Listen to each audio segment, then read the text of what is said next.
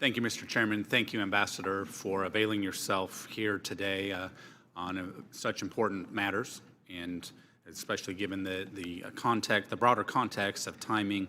I think I don't have to tell you these are important issues, and I am grateful for your service and certainly your intent and desire to move our country forward in many ways. I would say there's no such thing as stagnation in trade. We're either gaining ground or we're losing ground. And I think over the last 4 years, we lost a lot of ground. And during President Trump's first term, though, we made astounding progress through the negotiation of USMCA, the China Phase 1 agreement, U.S.-Japan trade agreement.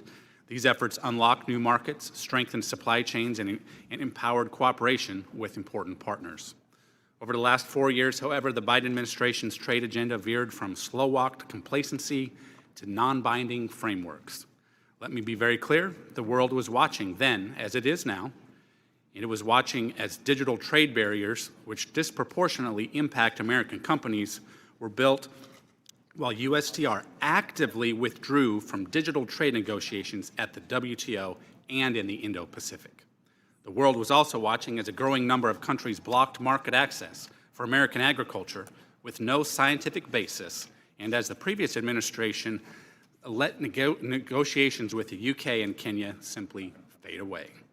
This was particularly concerning given Kenya stood to set an example for other AGOA beneficiaries which are capable of negotiating their own bilateral reciprocal agreements.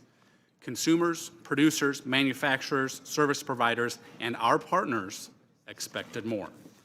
I'm encouraged by the growing list of countries seeking trade negotiations with the United States, including the UK, India, Japan, and South Korea.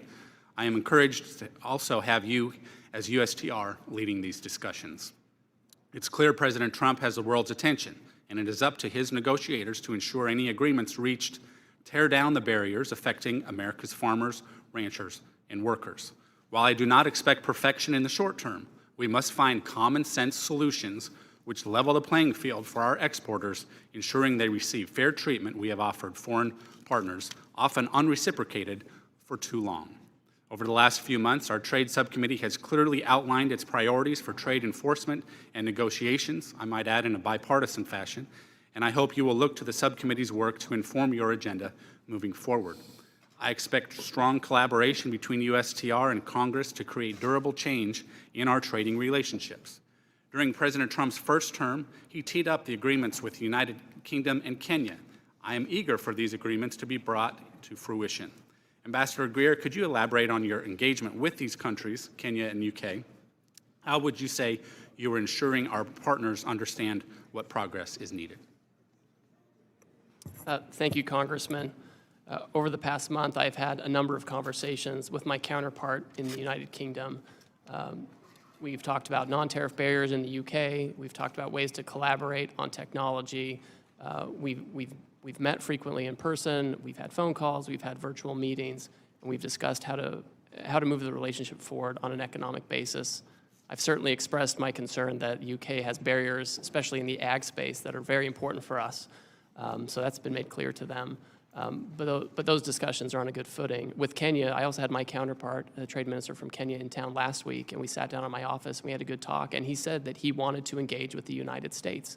He understands our concerns, but he also understands the need to move forward. It was a very fruitful conversation. I look forward to speaking with him again. He wants to work with us. They want to have some kind of an agreement with us. Okay, thank you. I want to say that USTR is a very lean, agile, and effective agency. Simultaneous negotiations with 50-plus countries would require significant bandwidth and expertise, as I'm sure you're aware. The chief IP negotiator, a role which has never been filled, and the chief ag negotiator are positions that Congress created in statute to ensure relevant issues important to the American people are addressed. When would you anticipate the President will nominate these positions, to fill these positions? And in the meantime, how is USTR responding to the influx of requests and prioritizing negotiations? So, Congressman, we have a couple of my deputies who have already been announced, and they're doing their rounds on the Hill or about to. We have an ag negotiator and a second deputy who are pending announcements. We're very close on that, so we're happy about that. In the meantime, the nature of these negotiations The other countries know what the trade barriers are that we're talking about, and we're moving very quickly. We're meeting every day with several, trade ministers from other countries.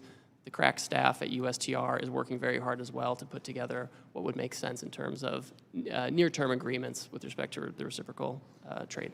Thank you. I think it's important to note that oftentimes, even if we have a trade agreement with a friendly country, for example, we still need to stay on top of these things, whether it's investor protections in Mexico or beef in Australia, with the expectation of a level playing field. So thank you again for being here. Look forward to the discussion. Thank you.